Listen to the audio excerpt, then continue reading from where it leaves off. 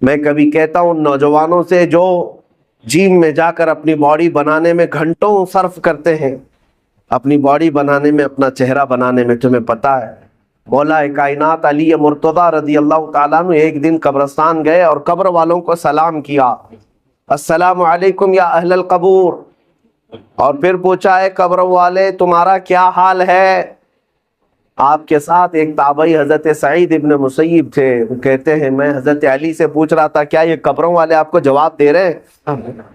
حضرت علی کہتے ہیں ہاں وہ قبر والے جواب دے رہے ہیں، میں سن بھی رہا ہوں۔ یہ سب کے بس کی بات تو ہے نہیں۔ اس کے تھوڑی دیر کے بعد حضرت علی رونے لگ گئے، آنکھیں بھیگ گئیں۔ ان کے ساتھ موجود تابعی نے پوچھا کہ کیا جواب دیا قبروں والوں نے؟ مولا کائنات حیدر کرار شیر خدا رضی اللہ تعالیٰ عنہ فرماتے ہیں میں نے ان سے پوچھا تو قبروں والے کہتے ہیں اے علی ہمارا کیا حال پوچھتے ہو؟ جس چہرے کو ہم گھنٹوں سجایا کرتے تھے اس چہرے پر اللہ نے بچھو چھوڑ دیے اور وہ ہمیں ڈنک پہ ڈنک مارتے ہیں۔ جن بالوں کو ہم بار بار سجایا کرتے تھے ان میں خون اور پیپ بھر دیا گیا ہے۔ ہمارے جسم کے اوپر سے چمڑیاں ادھیڑ دی گئی ہیں اور گوشت کی سڑن پیدا کر دی گئی ہے، اور وہ قبروں والوں کے حالات حضرت علی سنتے سنتے رونے لگ گئے۔ وقت کے صحابی داماد رسول قبر کے ذکر سے رو پڑتے تھے۔ میرے عزیزو آج ہماری کیا حالت ہے؟ ہماری آنکھیں تک نہیں بھیگتی، ہمارا دل تک موم نہیں ہوتا، خواہشات نے ہمیں اتنا مصروف کر دیا ہے کہ اپنا آخری سفر بھی بھول بیٹھے، جبکہ تمہیں پتہ ہے تم ہماری تقریر سنو یا نہ سنو، کسی کا بیان سنو یا نہ سنو، تمہیں تو موت آنی ہے، تمہیں لے جایا جائے گا۔ اس بات کو مانو یا نہ مانو، تمہارے نہ ماننے سے، تمہارے انکار کرنے سے تمہاری موت کے آنے میں کوئی فرق نہیں پڑے گا۔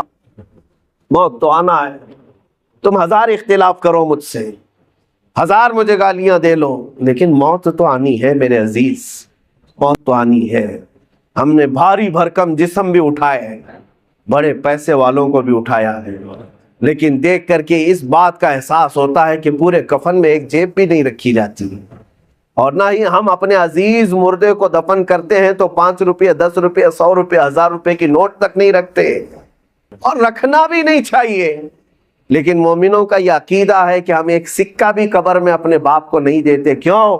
سب کو پتا ہے کہ یہاں یہ سکہ نہیں چلنے والا، یہ دوسری دنیا ہے، یہاں انصاف دوسرا ہوگا، یہاں ملائکہ آئیں گے اور وہ نہ رشوت لینے والے ہیں اور نہ سفارش تمہاری لینے والے ہیں۔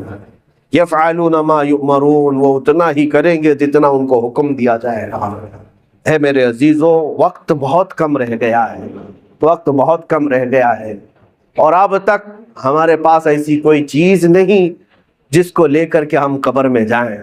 مجھے ایک واقعہ بار بار جھنجھوڑتا ہے۔ ممبئی کی سرزمین پر ہمارے ایک حاجی صاحب، بڑے پیسے والے، پرہیزگار آدمی بھی ہیں، لیکن اپنے بیٹے کو انہوں نے بچپن سے، اکلوتا بیٹا تھا، کانوینٹ میں پڑھایا، انگلش میں پڑھایا، اور بہت ٹاپ کی کالج یونیورسٹی میں پڑھا، یہاں تک کہ اسے لندن بھی پڑھنے کے لیے بھیجا تھا۔ 24 سال کا یا 25 سال کا لڑکا تھا، اچانک بون کینسر ہو گیا۔ بون کینسر ایسا ہوا کہ پتہ ہی نہیں چلا، 6 مہینے کے بعد پتہ چلا کہ یہ 3rd اسٹیج پر ہے، کچھ کر ہی نہیں سکتے تھے۔ پہلے تو لندن میں علاج ہوا، اس کے بعد پھر وہاں سے مایوس ممبئی لوٹ آئے۔ جب گھر آئے تو 25 سال کا جوان بستر پر ہے، گل گیا ہے، اور باپ کی حالت دیکھنے کے قابل، روتا تھا، نمازوں میں آ کر دعا کی چٹھی ہر بار۔ پھر وقت ایسا آیا، مجھے وہ بات یاد آتی، کافی سال ہو گئے، اس نوجوان لڑکے نے اپنے باپ کو ایک دن بلایا، کہا ابا جان میری اسکول کی سرٹیفکیٹ، شیلڈ، مارک شیٹ یا جو مجھے انعامات ملے تھے وہ کہاں ہیں؟ کہا باپ نے بیٹا سب سنبھال رکھا ہوں، الماری میں سب ہے، سب ہے۔ کہا میں دیکھنا چاہتا ہوں۔ اس کی 7ویں کی، 10ویں کی، 12ویں کی، اور جو اس نے مسابقے، جو کمپٹیشن میں شیلڈ لیے تھے وہ سب رکھی ہوئی تھی۔ باپ لا کر کے دیتا ہے، یہ تیری 10ویں کی ہے، یہ 12ویں کی ہے، یہ کالج کی ہے، یہ تو لندن میں جو پڑھا اس کی ہے، فلاں کورس کی ہے۔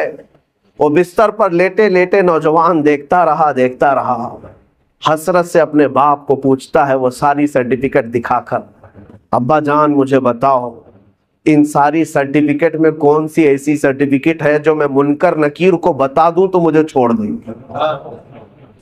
میں قبر میں جانے والا ہوں، میری زندگی بہت مختصر سی رہ گئی، بون کینسر، اب میں بچنے والا نہیں ہوں، لیکن بابا جان مجھے بتاؤ اس سرٹیفکیٹ میں کون سی بتاؤں منکر نکیر کو کہ وہ چھوڑ دیں گے مجھے؟ باپ کہتا ہے میرے پیروں تلے زمین کھسک گئی، میں نے آج تک یہ سوچا بھی نہیں تھا، میں نے اپنے بچے کو قرآن اور حدیث کی تعلیم تو نہیں دی تھی، مختصر قرآن تو پڑھایا تھا، لیکن کوئی سورہ بھی اسے یاد نہیں تھی، اس لیے کہ اسکول کالج ٹیوشن اور لندن اسی میں رہ گیا پیسے خرچہ کرتے کرتے، اور آج دنیا سے میرا بیٹا 24 سال کی عمر میں جا رہا ہے، اسے کوئی سورہ یاد نہیں ہے۔ اور اس لڑکے نے وہ میسج دیا تھا، بابا جان یہ میسج پہنچا دینا مولانا صاحب کو کہ اللہ نے اگر کسی کو بیٹا دیا ہے تو صرف دنیا میں ایسا اسے گھوڑا نہ بنائے، ایسا گھوڑا نہ بنائے ریسنگ کا گھوڑا کہ صرف دوڑتا رہ گیا، اسے خبر ہی نہیں ہے اس کی آخرت کا کیا ہونا ہے۔ کم سے کم ہر باپ اتنا تو اپنے بیٹے کو دے دے کہ وہ قبر میں میرے مصطفیٰ کو منہ دکھانے کے قابل تو ہو جائے۔ نبی پاک صلی اللہ تعالیٰ علیہ وسلم قبر میں تشریف لائیں اور پوچھیں کہ میرے لیے کیا لایا ہے، تو تمہارا چہرہ کھل تو جائے کہ یا رسول اللہ میں آپ کا ہوں، آپ کے لیے دنیا چھوڑ آیا ہوں۔ لیکن ہماری اتنی حیثیت نہیں کہ جا کر کے کہہ دیں۔ آج تو حالات ایسے ہیں کہ کل میں پوچھتا ہوں، قیامت کے دن ہم سے سوال ہوگا، آپ سے سوال ہوگا۔ اے نوجوانوں، اللہ تبارک و تعالیٰ اگر جوانی کے بارے میں تم سے یہ سوال کرے کہ تیری 25 سالہ زندگی تھی، جب تو 20 سے 25 سال کا تھا، 25 سے 30 سال کا تھا، تیرے پاس طاقت تھی، قوت تھی، تو جوان تھا، اس وقت تو کیا کر رہا تھا؟ رب تبارک و تعالیٰ کے ہاں ہر دن کا سوال ہونے والا ہے، اتنی بات یاد رکھو۔ حدیث میں ہے، میرے آقا صلی اللہ علیہ وسلم فرماتے ہیں اس وقت تک میدان محشر سے کوئی ہٹ نہیں سکتا جب تک اپنی جوانی کا حساب پورا نہیں دے گا، دینا ہوگا۔ تم سے اگر یہ پوچھا جائے، رب تعالیٰ اگر یہ پوچھ لے، جب میرے نبی کی شان میں گندی گالیاں دی جا رہی تھی، اے جوان تو کیا کر رہا تھا؟ کیا تم یہی جواب دو گے کہ رات بھر میں گیم کھیل رہا تھا؟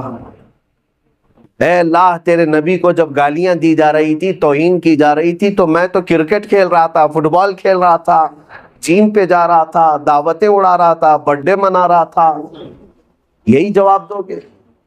ہمارے پاس ہے کیا چیز؟ اے میرے عزیزوں، میرے نبی کی امت ہو آپ، ہونا تو یہ چاہیے کہ حضور کی شان میں توہین سن کر کے ہر کھانا پھیکا لگنے لگ جائے، نیند اور چین اور سکون غارت ہو جائے کہ جب ہمارے مصطفیٰ کریم کی عزت سلامت نہیں ہے تو پھر میری عزت کی